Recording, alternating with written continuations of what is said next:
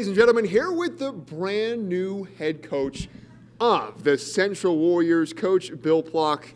Thank you so much for taking the time today. And Coach Plock, it has been a journey for you to get to this spot, a 23-year hiatus from coaching. How did you end up here with the Central Warriors?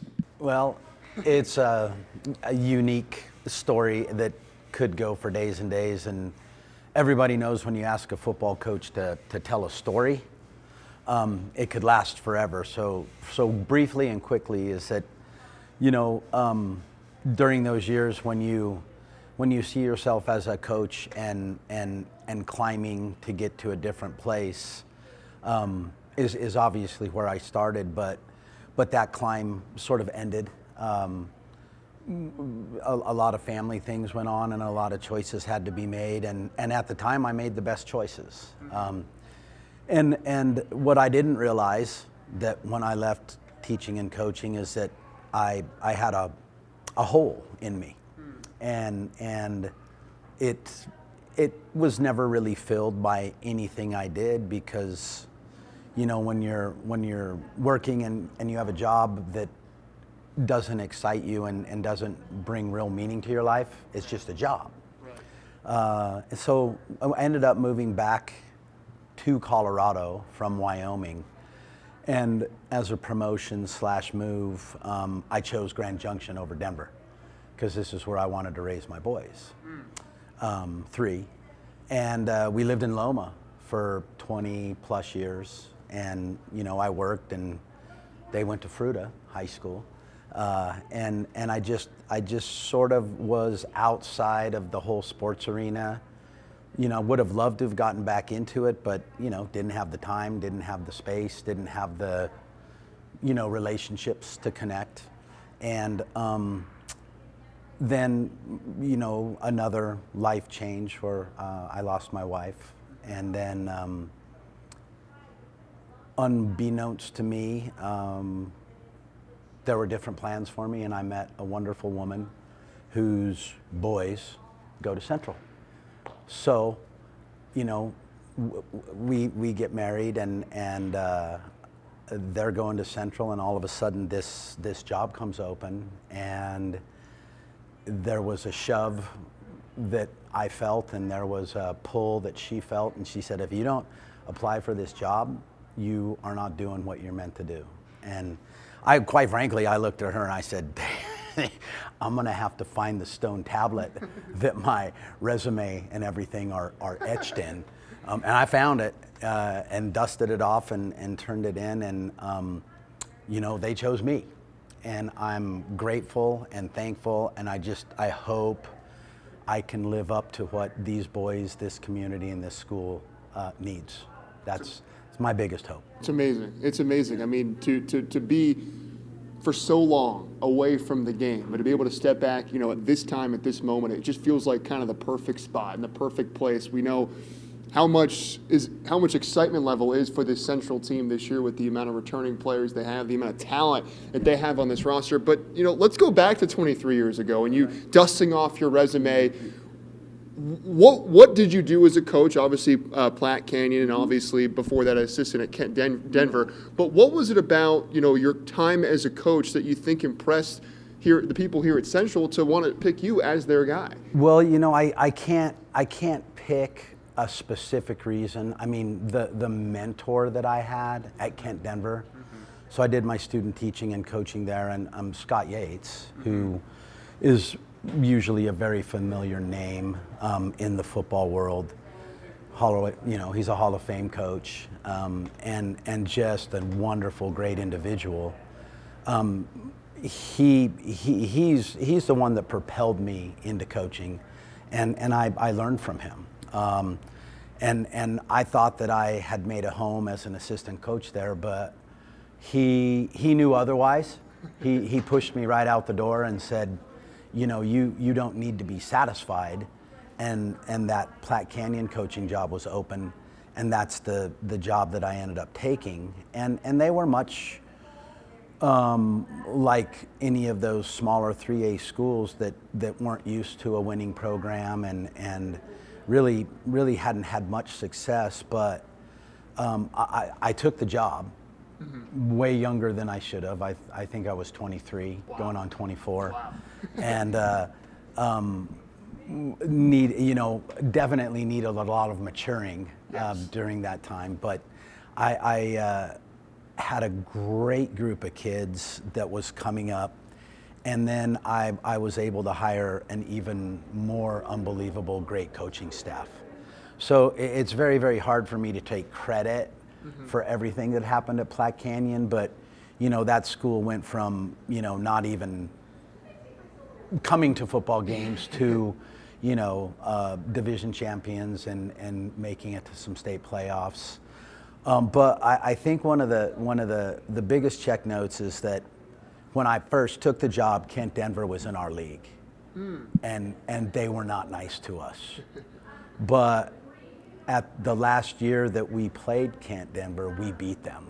Wow. Down at Kent Denver at their homecoming, and it wasn't a game that was a shoulda coulda. We beat them, and I would imagine that everybody that interviewed may have called my contacts and probably Scott Yates, and if he talked about that at all, for us to turn around and be able to beat that Kent Denver team was kind of a marker in my career and season. But again, there's no way that Bill did that. He had wonderful, great kids. We had great kids, fantastic athletes, and I had a coaching staff that was just phenomenal. We worked together really well, and I'll caveat that too, is that when you start putting together a coaching staff, you can kind of feel the strings coming together and winding, and that's what we're getting here too. There's a great bunch of guys here, and I feel like we can do the same things. I love it. I mean, it's amazing. How are you able to put together a coaching staff after being away from football for so long? Were you able to keep those connections? You still had connections in the football world. Well, I mean, I had connections in the football world, but they're all in Denver. Right. So, I'm thankful for, Blaine Escher, who works in the school, and Will Jones, who's a perennial advocate and proponent and coach here at Central. And then, through word of mouth and just talking, we were able to build a coaching staff out here of people that lived in Grand Junction, So I'm really excited to see the final product. And as any team goes, as any coaching staff goes, we're ever evolving and ever growing, Right. Just much like the team with all of us, we're all starting to get to know each other. And, it's not just he's the head coach, lock in place, this is how it works. The kids need to trust what we're doing and trust what we're telling them. And we're getting there. We're getting there for sure. The kids here at Central are awesome. We have a great base to go off of, and the underclassmen they're going to be as strong as they are as they proceed, in age and life, etc. And I would love to keep this coaching staff together with that group as they move up, and also do a really, really good job for these seniors. They deserve it. Absolutely. They really do. Absolutely. And it's so cool to hear it, because this is a very young team that can grow together. And when you have, 2-3 years with one coaching staff, your senior year, I mean, that's hugely important for success, especially when you're playing teams that, have those seniors that have been through it as well. But I want to ask, 23 years ago, when you were last a head coach, what are some of the similarities and differences that you've taken from that last time that, you've obviously matured so much as a person? Yeah. Well, so what everywhere. Is, right. Matured. Exactly. But, what are some of the things, that you want to change, that you've learned from then and from the last 23 years that you want to change, and some of the things that you thought worked well in beating Kent Denver that you want to continue from then? You're already you guys can come through. It's all good. Cheers. It's all good. So what are some of those similarities? What are some of those differences? Well, the maturity thing is a big deal. As I told you, I was 23 when I got the head job, and I had a lot of growing and learning to do. And I think mainly the most important part of what any coach does is to figure out how you reach your players and your coaches, your assistant coaches, and how you talk to them and how you present. And we're a coaching staff that is built around integrity and leadership and encouragement. I'm a coach that says, look, you're going to make mistakes, make them at 100%, make them great mistakes, and we'll fix them when we need to. We want the football team to be a safe place. We want the football team to be a place where, the kids are coming home to another family or onto the field with another family. That's awesome. And previously in younger years, you want your kid, you want everybody to puff their chest and realize, oh, those are football players. They're the tough guys. Well, we're also stewards of the school. We're also stewards of the community, and everywhere these kids go, they represent us. Everywhere I go, I represent them, and that's the part that is, I believe, so important for this community. We want to instill pride and a general knowledge of we represent you where we go, and we're going to do that to the best of our ability. So back to your younger year question, I don't think I really ever had that mentality. I mean, I know how I wanted my team to act, and I know how I wanted them to interact. But at my younger age, we also maybe had a little bit of recklessness in there. And it's okay to have some recklessness as long as it's managed, And I think the biggest teaching point is that we're creating young men, Football is not going to be the center of their lives, and in most cases it's not going to be. So we're really cued into, how are you doing in school? How's your family? What are you going to do later in life, and how are you going to be able to approach that? And if we don't work to instill those qualities, it's going to be harder to attain that spot in life, It's a powerful message, and it's an approach that, at the end of the day, as you mentioned, it's, how do you get these kids to kind of buy in, right? Mm-hmm. To buy into one message, to one belief. And at the end of the day, football, it's the ultimate team sport. Right. To work together as a unit. I mean, you look down at Montrose and just the way that program all comes together for every single football game, all 11 players on the field, they work as an 11-man unit. Yeah. And it starts off the field. And obviously, it's only been one day of camp so far, but you've had some time in the summer to get to know the players. Kind of how are things starting? How are the players kind of liking your sort of instilling of the culture, and just kind of how are things going early on? Well, you alluded to Montrose, and it's the culture. Right. It's the culture you create, right, which is what we're trying to do here. For the, I can't answer for the kids. I hope that they're liking the change, and I hope that they're liking the coaching staff.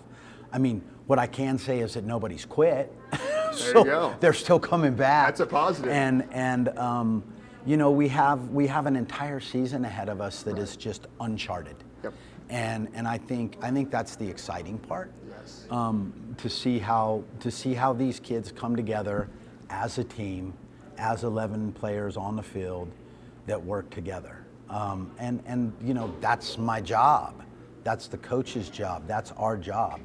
The kids have heard me say, if something goes wrong, if something doesn't happen right, there's one person at fault, and it's me. It's going to be always me, no matter what that is, because, well, maybe I didn't teach that right. Maybe I didn't talk about it long enough. maybe I didn't show it correctly. So the onus is on me. I mean, this whole season, this team, the coaching staff, it's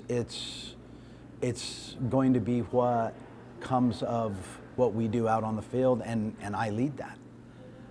So it's important to know that the message is getting across. And like I said, we look good. You know, the kids are excited, and like I said, everybody's still coming back. So that's a good thing. It is. And I think the anticipation of what can we really do looms in everybody's mind. And you know, we're not going to know that till the 29th. Exactly. You know, and that's when we can tell. It's just 24 days from now. 24 days. Thank you for bringing my stomach ache back. Wow. I know, yeah, exactly. It's, you know, there's a lot of work to be done before then. I wish I could just be here tomorrow. I'm ready for it. Well, I'll let you wish for tomorrow. We still got some work to do. Still some work to do. And I think, you know, it's good to give you guys that time, obviously, with the new coaching staff and a new regime. And I'm curious, you know, what will it look like on the field? What type of offense are we looking at? You know, what type of style of play do you want the Central Warriors to play? Well, so, you know, the Central Warriors are going to be, let's say, my wish list. They're going to be a very well-coached team, you know, line, running backs, quarterbacks, receivers. I mean, that's paramount. I mean, and you know, when you watch a football game, you can tell when that's happening. So we're working really hard on our philosophies and you know, the ways our team approaches the ball, offense or defensively. You know, we could go in and talk about our offensive sets, formations, etc. But I'll leave that for you to see on the 29th. But I think what we really want is confidence in what they're doing and an understanding of why we're doing it. Because so many times things are just thrown at these kids, and here's the play, here's what you do, great, next, and there's a whole depth of football that needs the understanding of why. You know, why are we blocking this way? Why are we handing off this way? What, you know, why? Why are we lining up on defense and doing this? And that's the part of coaching that I think is so valuable, which is present in this valley. Yes. I mean, the teams that are in this valley are coached very well, and the kids are very, very bought into their programs, and they've built a lot of culture. There's a lot of pride, and we're getting that. You know, we're getting that here at Central. These kids know that I'm not the young coach that, man, I hope I do well here and I can get to there. Right. They have me. I'm not in search of, which, you know, also brings a little bit of pressure because I want to stay here. Right. You know, I want to be a part of the change and the shift at this high school, and I think it's really going to happen. You know. It's exciting, and it's cool because, I mean, you look at the other three schools in the Valley, Cam Ross and Landon McKee and Joe Romano, they've all been there 4 or 5 years at least. So it's, you know, those cultures, those programs, those foundations have been built. And, you know, now you and Central have to catch up with the rest of that. But the reason why I believe Central can do that even right out of the gates, week 1, August 29th against Fruta, is because the talent you guys have on the roster, the talent you guys returned from last season. You mean Ami Padilla and Riley Hoyt and Asher Carter, and the list goes on. Even, you know, young players like Jaden Gibbs, second fastest freshman in America, that, you know, excites us to get to see on the field. Who are some of the guys? Obviously, it's only been a day, but who are some of the guys that have maybe impressed you throughout the summer? Have, you know, put in that work that maybe could have an expanded role, or, you know, can really have a big impact on the field day 1, week 1 against the Fruta Wildcats? Well, and, you know, you mentioned some names of all, I mean, great kids and great athletes. Right. And you know, everybody thinks about those positions that are prolific, but, you know, the guys that play offensive line, Vic and that group, they worked really hard in the weight room, and they're ready to have a season that they're proud of. So the obviously the heartbeat is the offensive line, Right. and they have been working so hard, and they're our offensive line coach is awesome, and we again. You really don't know until you get out on the field Right. against an opponent, right? Right. But they all of the aforementioned, the offensive linemen, the defensive linemen, I mean, everybody is working hard. And I don't want to say they've worked harder than they ever have, but I'm hoping that they've worked harder differently under us, because that's what's going to matter. We need to do a little something different and spark that moment of holy moly, we can get this done, and it's fun, because it's a game. At the end of everything, it's a game, and you want to have everybody enjoy that game, but losing is not a fun part of that game, and to get a win and to continue getting better after that is ultimately what we always want, right? Well, it'll be very interesting to see if you guys can get things started on the right foot against the Fruita Wildcats. I have that ranked as the second best game on the schedule this season. I cannot wait for it. Fruita and Central, August 29th. Coach Bill Plock, it has been an absolute pleasure. Thanks for I've having learned me. so much just by talking to you today. This has been great. Well, I hope so, without spilling the entire bucket of stuff. My pleasure. Well, we'll talk more football in the coming weeks. Central, they're getting football camp rolling, fall camp, and before you know it, August 29th, they'll be here. I know it's getting you a little worried. There's work to be done, but it'll be here. It'll be here soon. There's that churning.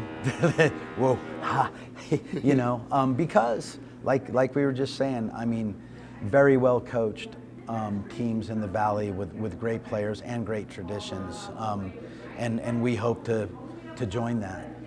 We'd love to see it. And Yeah. I'm telling you, those 3 games, right? We did, 3 losses last year in those 3 games, Fruita, Central, Grand Junction. You can talk all you want about winning a league and making noise in the playoffs. That's obviously hugely important. But Right. for these kids, playing against the kids they grew up playing against and playing with, Yeah. those are the big games. And those are the games that we want. Just like we saw last year, Fruita, Grand Junction, we want those games close, hotly contested, entertaining, and fun for the kids at the end of the day. Right. And that's what it's about. And they're real, true, deep-rooted rivalries for these kids all across the Valley. Yeah, you bet. So You bet. we can't wait to see it.